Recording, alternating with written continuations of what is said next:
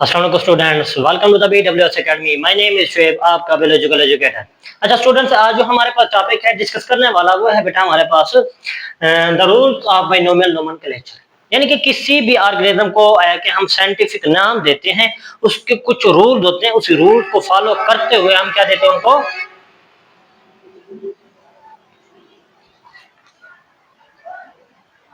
अस्सलाम students, welcome to the BWS academy. My name is Shoaib, आपका biological educator. अच्छा students, आज जो हमारे पास टॉपिक है डिस्कस करने वाला वो है बेटा हमारे पास the rules of binomial nomenclature. है कि किसी भी ऑर्गेनिज्म को हम साइंटिफिक नाम देते हैं तो उसके कुछ ना कुछ बेस होते हैं, कुछ रूल्स होते हैं, ऐसे उनको हम क्या कर सकते हैं, साइंटिफिक नेम नहीं दे सकते। जैसा कि बेटा इंसान का नाम क्या था, साइंटिफिक नेम क्या है, होमो सैपियंस है कि ये किस तरह से आया है, किस रूल्स को फॉलो करके आया है, आइए चलकर देखते हैं। अच्छा बेटा कुछ रूल्स हैं। पहला रूल्स बेटा क्या था, हम पढ़ चुके हैं पहले ही कि जो साइंटिफिक नेम होता है हमारे पास वो किससे लिया जाता है। हमारे पास साइंटिफिक नेम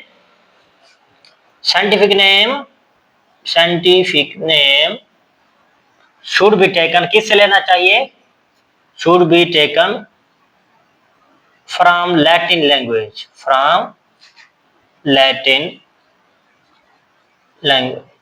किसी भी आया कि हम ऑर्गेनिज्म को साइंटिफिक नाम देते हैं तो वो कौन सी लैंग्वेज को यूज करते हुए बेटा उसको नाम दिया जाता है, वो सारी की सारी कौन सी होती है, लैटिन लैंग्वेज होती है। जैसे कि बेटा इंसान का नाम है, साइंटिफिक नेम उसका नाम है होमो सैपियंस, वो कौन सी लैंग्वेज है बेटा, होमो सैपियंस हमारे पास लैटिन लैंग्वेज है। उसके बाद बेटा दूसरा रूल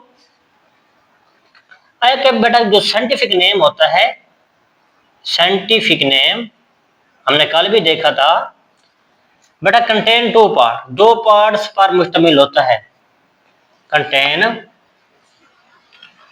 टू पार्ट्स, दो पार्ट्स पर मुश्तमिल होता है। कौन कौन से बेटा, पहला हमारे पास था जीनस नेम होता है, जबकि जो दूसरा होता है वो कौन सा नेम होता है, हमारे पास स्पीशीज नेम होता है। ठीक है बेटा, फॉर एग्जाम्पल की बात करते हैं, ह्यूमन का जो साइंटिफिक नेम होता है हमारे पास क्या होता है, होमो सैपियंस होता है। क्या होता है बेटा, हमारे पास होमो सैपियंस होता है। अब देखो बेटा यहां पर होमो है, होमो क्या है बेटा हमारे पास, होमो है हमारे पास जीनस नेम। ठीक है बेटा, उसके बाद स्पीशीज नेम क्या है, सैपियंस बेटा क्या है, हमारा इंसान का जो सैपियंस है वो क्या है, उसका स्पीशीज नेम है। यहां तक क्लियर हो गया बेटा। उसके बाद तीसरा रूल है, क्या होना चाहिए बेटा, जो हम जीनस नेम लिखते हैं, जीनस नेम जो इसका फर्स्ट पार्ट होता है, ठीक है बेटा, किसी भी साइंटिफिक ऑर्गेनिज्म साइंटिफिक नेम का कोई भी फर्स्ट, जब जीनस जो फर्स्ट पार्ट होता है जीनस होता है, genus should be start with capital letter, with capital letter.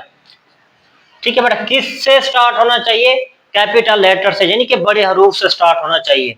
उसके बाद जो स्पीशीज नेम होता है हमारे पास, species name should be start with किसके साथ बेटा, स्मॉल लेटर। ठीक है बेटा, फॉर एग्जांपल बेटा हमारे पास, ठीक है बेटा, पहले तो ये एग्जांपल है कि होमो, ये देखो जीनस नेम है, उसका फर्स्ट रूट कौन सा है बेटा, हमने यहाँ पर क्या लिखा था कि फर्स्ट रूट का कैसा स्टार्ट किससे होना चाहिए, genus name should be start या begin with the capital letter, किससे स्टार्ट होना चाहिए, बड़े हरूफ के साथ स्टार्ट होना चाहिए। तो ये देखो होमो का एच बड़ा है, मीन के किससे स्टार्ट हो रहा है, हमारे पास कैपिटल लेटर से स्टार्ट हो रहा है। उसके बाद हमने बात की थी species name should be start with the small letter, किससे स्टार्ट होना चाहिए, स्मॉल लेटर के साथ स्टार्ट होना चाहिए। अब स्पीशीज नेम क्या है, सैपियंस है, किससे स्टार्ट हो रहा है बेटा, छोटे एस से स्टार्ट हो रहा है हमारे पास। ये बेटा हमारे पास तीसरा रूल भी फॉलो हो गया। उसके बाद चौथा रूल क्या है बेटा हमारे पास, फॉर एग्जाम्पल एक और देख लेते हैं बेटा, हमारे पास ओनन क्या देख लेते हैं बेटा, allium cepa.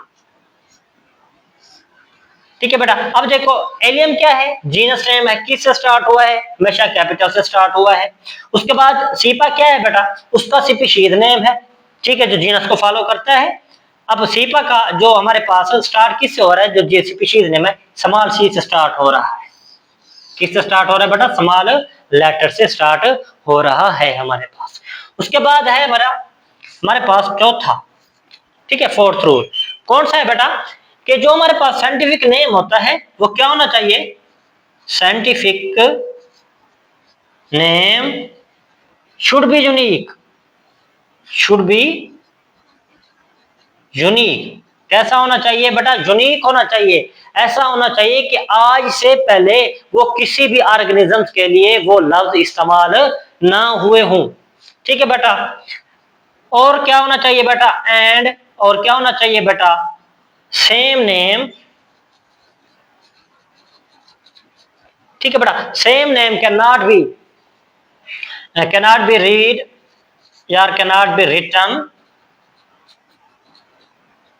cannot be written for same organisms,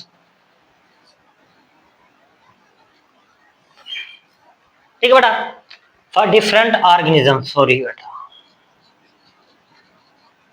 ठीक है बेटा। जैसा कि अब बेटा एक ऑनियन है, ये एक अलग बेटा हमारे पास स्पीशीज है, इंसान है उसकी एक अलग स्पीशीज है, तो इसका इंसान का और बेटा ऑनियन का क्या कर सकते हैं बेटा, हम सेम नाम से इसको नहीं पुकार सकते। इसके लिए क्या होना चाहिए बेटा, एक अलग, इंसान के लिए एक अलग नाम होना चाहिए, जबकि जो हमारे पास ऑनियन होता है, प्याज होता है, उसके लिए क्या होना चाहिए, एक अलग नाम होना चाहिए। इसलिए अब ऑनियन का क्या नाम है बेटा हमारे पास, एलियम सेपा, जबकि इंसान का कौन सा नाम है बेटा, होमो सैपियंस है हमारे पास। ये देखो इसी रूल को फॉलो करते हुए ये बिल्कुल पूरे के पूरे उतरते हैं।